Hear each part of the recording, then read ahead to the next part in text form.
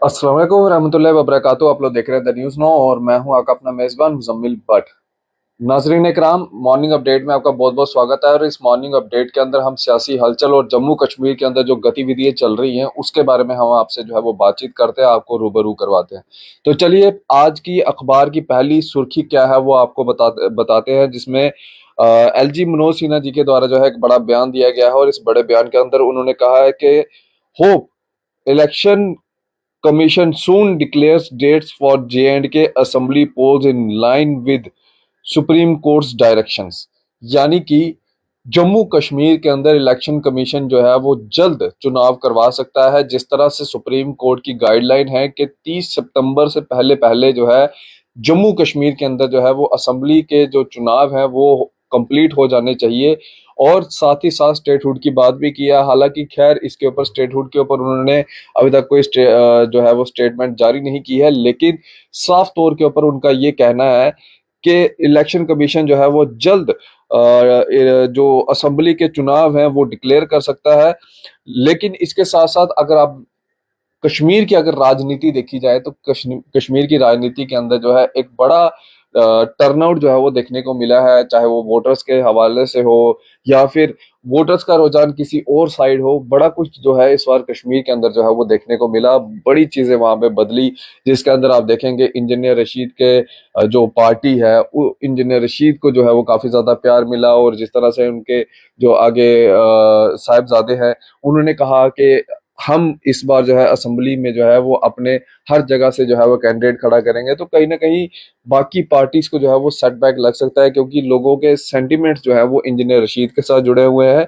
और हो सकता है कि इस बार जिस तरह से पार्लियामेंट के अंदर खिचड़ी पकी एक सरकार बनाने के लिए, तो हो सकता है कि जम्मू कश्मीर के अंदर भी अगर चुनाव होते हैं तो यहाँ पे भी जो है वो खिचड़ी बन सकती है।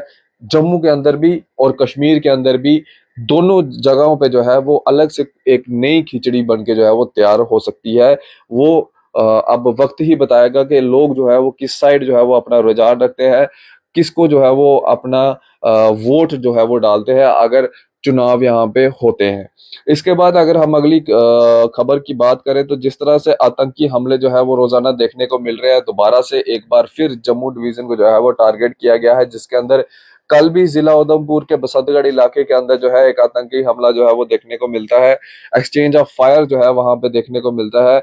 इसी के हवाले से जम्मू कश्मीर पुलिस और बीएसएफ जो है उन्होंने पूरा फोकस रखा हुआ है, अपना कोऑर्डिनेशन जो रखा हुआ है वीडीजीज के साथ रखा हुआ है, कि जो चेक करने के लिए इनफिल्ट्रेशन जो आईबी बॉर्डर यानी कि इंटरनेशनल बॉर्डर से जो इनफिल्ट्रेशन वगैरह होती हैं उसके लिए जो है जम्मू कश्मीर पुलिस ने और बीएसएफ ने जो है पूरे का पूरा फोकस अपना जो है वो वीडीजीज को जो है वो इस समय रखा हुआ है। और साथ ही साथ बॉर्डर्स के ऊपर भी जो है वो निगरानी जो है वो रखी हुई है।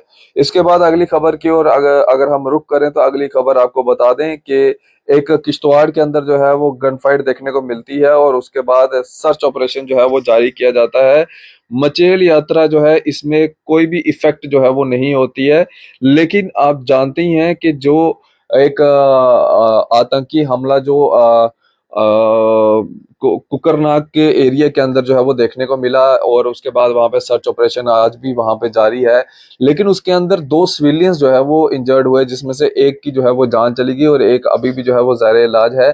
उसके हवाले से अब जो आईजी साहब हैं, जो कश्मीर के आईजी साहब हैं, उनका उनका ये बयान आया कि हम भी देख रहे हैं कि आखिरकार ये आतंकी हमलों के बीच में जो है ये दो सिविलियंस जो है वहां पे किस तरह से फंसे, क्या हुआ, वो एक इन्वेस्टिगेशन का मैटर है। जब इन्वेस्टिगेशन हो जाएगी तो उसके बाद जो है वो आप तक पूरी जानकारी जो है वो पहुंचा दी जाएगी। लेकिन मैटर ऑफ इन्वेस्टिगेशन है। हालांकि बड़ा ही हैरान कर देने वाली बात है कि जहां पे आतंकवादियों को जो है वो घेर के रखा था, वहां पे जो है सिविलियन जो है वो दो सिविलियंस जो थे वो कैसे वहां पे फंसे और कैसे वो गन फाइट के बीच में जो है वहां पे देखने को मिले।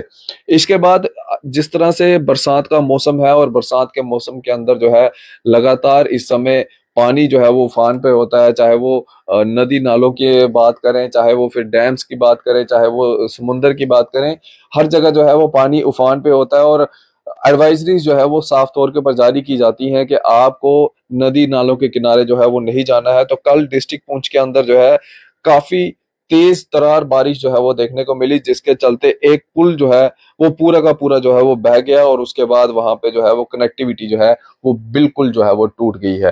फिलहाल वहां पे जो है दोबारा से काम पुल को रिस्टोर करने का काम जो है वो शुरू हो भी चुका है। लेकिन आप लोगों से जो है वो दरखास्त रहेगी कि आप लोग जो है वो नदी नालों के किनारे पे मत जाइए इस समय, क्योंकि ये बरसात का मौसम है। अगर एक बार पानी ने स्पीड पकड़ ली, एक बार पानी तेज बहाव से चलना शुरू हो गया, तो उसका बहाव कम होते होते जो है वो वक्त लगता है। तो इसलिए कोई भी ऐसी गलती मत करिए कि आपको जो है वो नुकसान हो और आपके परिवार को भी जो है वो नुकसान हो। इसके बाद अगली खबर की ओर और आखिरी खबर की ओर अगर हम रुक करें, तो जिसमें हम वेदर अपडेट की अगर हम बात करें, तो 18 अगस्त तक जो है लाइट से मॉडरेट जो है वो रेन जो है वो पड़ेगी। थंडर शॉवर्स जो है वो देखने को यहाँ पे मिलेंगे। और ये पूरे जम्मू कश्मीर का जो है ये बताया गया है कि मेट्रोलॉजिकल डिपार्टमेंट ने कि लाइट से मॉडरेट जो है वो रेन जो है वो जम्मू कश्मीर के अंदर जो है वो देखने मिलेगी, चाहे वो फिर प्लेन इलाका हो चाहे वो फिर पहाड़ी इलाका हो। दोनों इलाकों के अंदर जो है वो बारिश जो है वो देखने को मिलेगी और 18 अगस्त तक जो है ये बारिश देखने को मिलेगी। फिलहाल अब इसी तरह से बन रहे द न्यूज नाउ के साथ मुझे दीजिए इजाजत। आदाब, अस्सलाम वालेकुम।